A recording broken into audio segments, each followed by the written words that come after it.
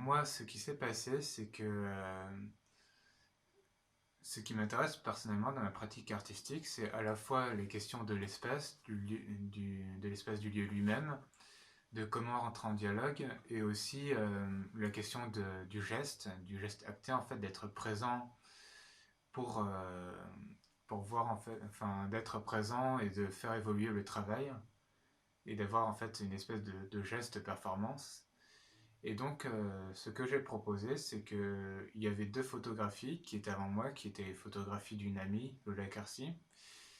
Et je n'avais pas forcément envie d'effacer son travail, donc je me suis dit, je vais repeindre par-dessus, retravailler ces photographies, en fait, m'approprier cette œuvre.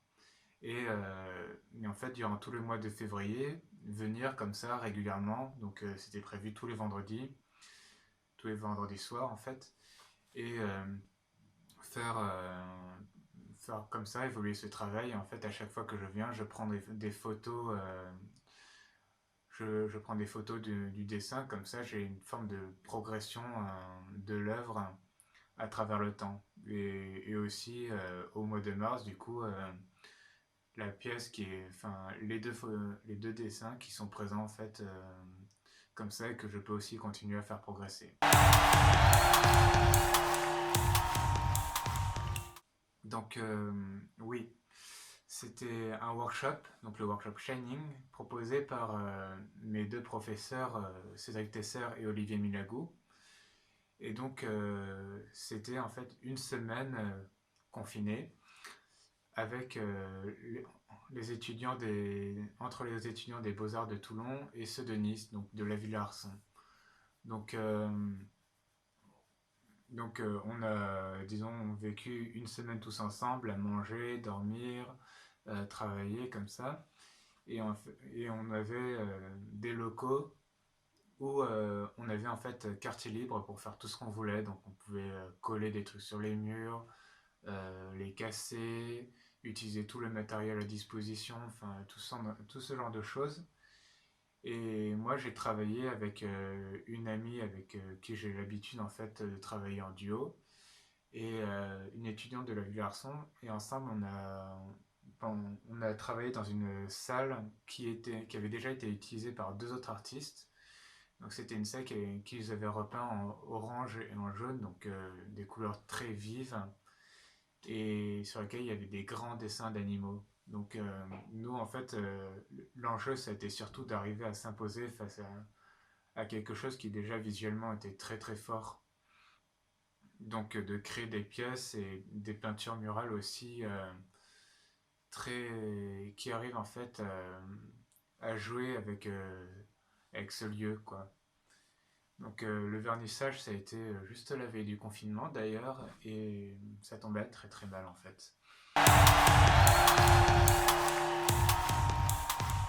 Donc en fait le confinement du coup, vu qu'il a été annoncé alors que j'étais encore à la Villa Tamaris, ça a été aussi la même chose pour la fermeture des écoles, et ça a surtout causé le fait que je n'ai rien pu récupérer aux Beaux-Arts comme outils, comme matériaux.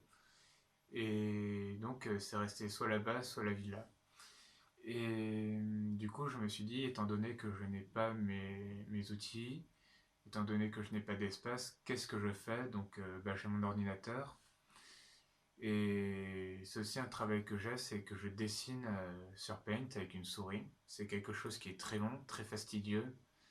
Mais comme, étant donné qu'on a beaucoup de temps devant nous, je me suis dit, je vais proposer en fait je vais proposer un dessin que je vais faire évoluer durant tout le temps du confinement, et en fait tous les jours comme ça je prends des photos de ce dessin et je les poste sur mon Instagram, donc @nichequentin. Et comme ça en fait j'ai une espèce de dessin évolutif avec des photos qui changent tous les jours étant donné que les stories ne durent que 24 heures, et qui a une espèce de progression en time-lapse.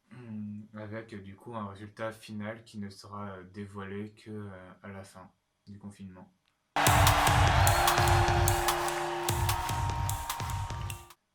Excepté en fait ce projet de confinement que je fais de dessin paint, en fait j'ai principalement un travail d'installation, donc un travail d'installation dans l'espace, où en fait je mêle différents travaux, différentes pièces que je produis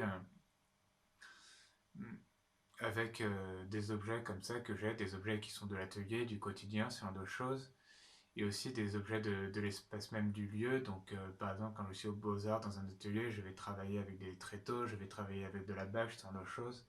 En fait, on tentait de construire une très grande installation contenant tous ces objets assez divers, à la fois de l'atelier, du lieu lui-même et de mon quotidien. Et donc, avec en vue de proposer ça pour mes diplômes, normalement en fin d'année.